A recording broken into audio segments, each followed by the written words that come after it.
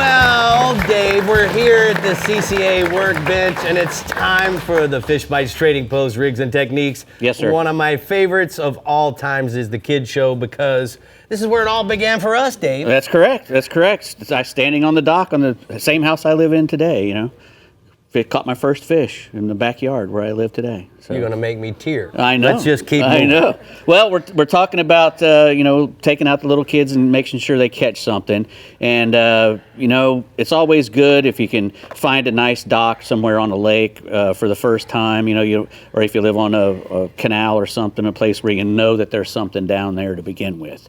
You know, so you don't have to go searching. And you can do a little chumming with some bread, you know, get the fish, you know, fired up, and then get you some earthworms like he's got here, or some fish bites, especially if you're using that bread. A white fish bites really works. You can put this on a tiny hook or a smaller hook. These are size 1 and 2 Aberdeen Eagle Claw hooks. I like to use a gold hook if possible when I'm fishing for little panfish and whatnot. And what this fish bites does is once it's on there, it doesn't come off. You can catch, you know, 1, 2, 3, 10, you know, little bluegills or even little mangrove snappers or stuff like that, and just catch them one after the other. And if you want to use a worm or something, hold on before you put that down. One good thing to remember is these Aberdeen hooks are really good to use no matter what size. I even go smaller than that. I'll go to a number 12 or something. I see a little tiny. That's a number 12. That's a number 12 Carlisle hook. And what these long shafts and little tiny bends do for you is those little fish can't swallow that whole thing down. So you can grab a hold of that long shaft and get the hook back out easy without hurting the fish or whatever.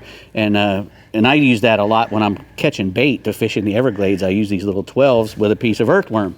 Now, Dave, my favorite is to thread this onto this worm. Right. Quit moving, you little son of a... It's not going to be easy. No. But I remember as a kid doing this with my dad and fishing out of a canoe and then throwing this in. This is a giant worm. Most of the time the worms weren't this big. Yeah.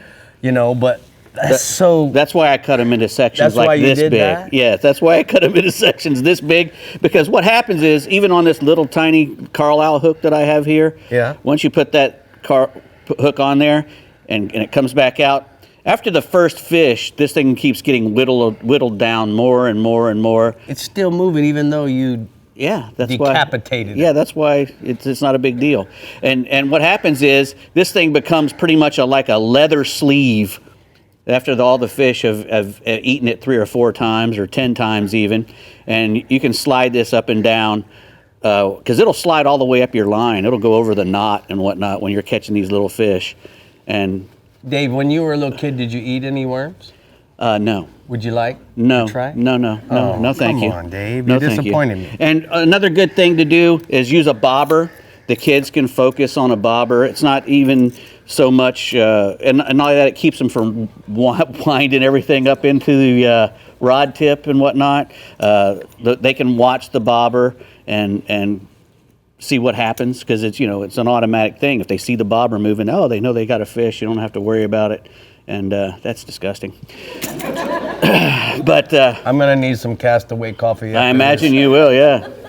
But holy cow, it tastes like shit. Yeah. It's usually cool, but when I bit down, it turned to crap, man. Yeah, that's what's in them. That's what they're full of. So anyway, that was in my mouth. I know. It's dirt. God. So, and you don't know what kind of dirt they're using. That could be bat guano or something for something. Who knows? But anyway, this is a good little combo to get for a kid, because it's almost indestructible. It's got stainless steel eyes, which actually I prefer. I wish all my rods came with stainless steel eyes where the inserts don't come out ever.